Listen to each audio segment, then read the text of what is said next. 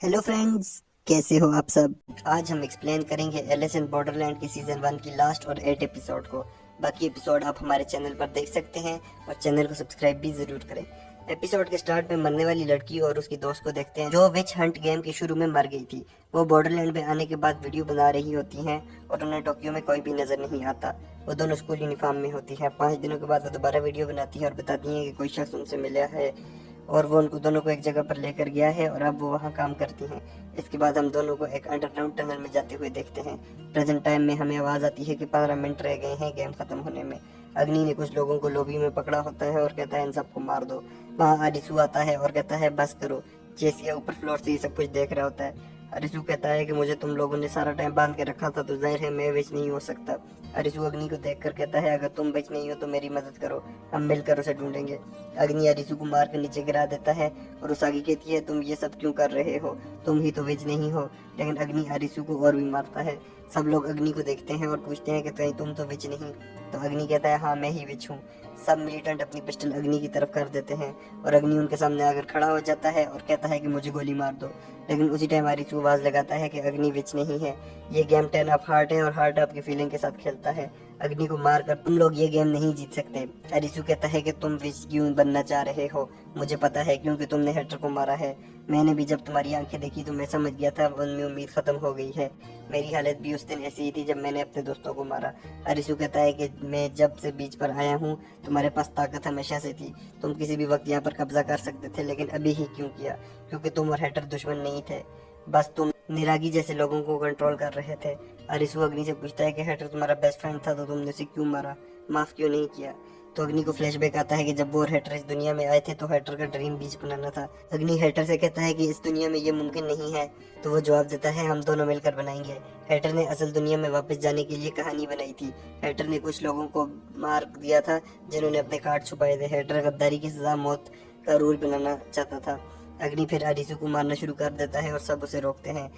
Game के बाद Hector और अग्नि आपस में मिले थे और हेक्टर ने गेम क्लियर कर दी थी। अग्नि हेक्टर से कहता है कि अब मैं और मिलिटेंट को कंट्रोल नहीं कर सकता, निरागी जैसे लोग हाथ से निकल रहे हैं, प्लीज बीच को खत्म कर दो।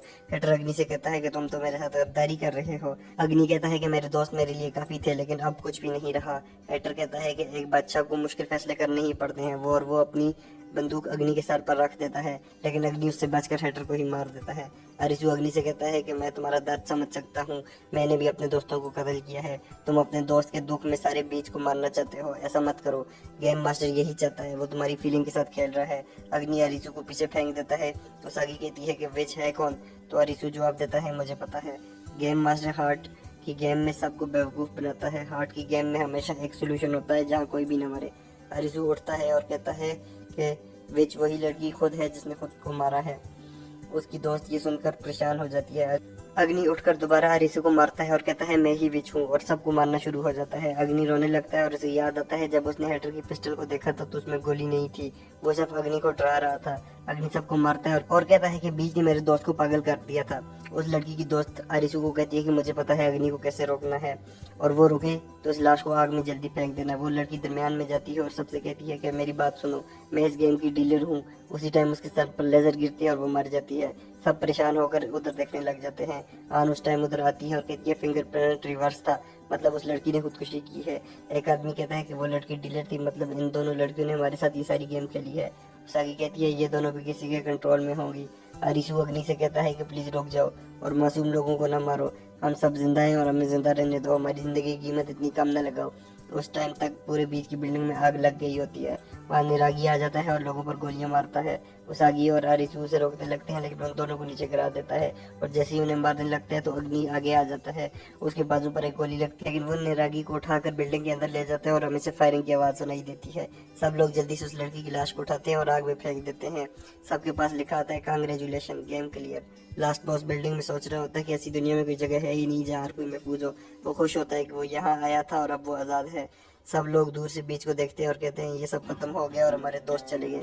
उसागी बाकी मिलिटेंट को देखती है और कहती है कि मैं सबको मार दूंगी, तो अरिसू से रोक देता है और कहता है कि अब मारा मारी वाला काम खत्म करो, जब हम सब जिंदा हैं इसी पर शुक्र करो, और वो बेहोश हो जाता है। बीच में टेबल पर 10 ऑफ हार्ट का कार्ड पड़ा होता है, जिसे चेसिया उठाता है और कुइना को कहता है कि कार्ड जमा करने का अब कोई फायदा नहीं, लेकिन अब मैनेजमेंट टीम से मिलना बहुत ज़रूरी है। कुछ दिन के बाद आरिसू और उसागी विच के मोबाइल में वीडियो देखते हैं जहाँ बहुत से लोग वो उठते हैं और वो यहाँ पर खेलने वालों पर बेट लगाते हैं। वो एक वीडियो में बताते हैं कि हम डीलर्स हैं और जब हम गेम जीतते हैं तो हमारा वीज़ा एक्सटेंड हो जाता है। अरिसू और उसागी वीडियो वाली जगह पर जाते हैं, लेकिन वहाँ कोई नहीं होता और सारी जगह खाली पड़ी होती है।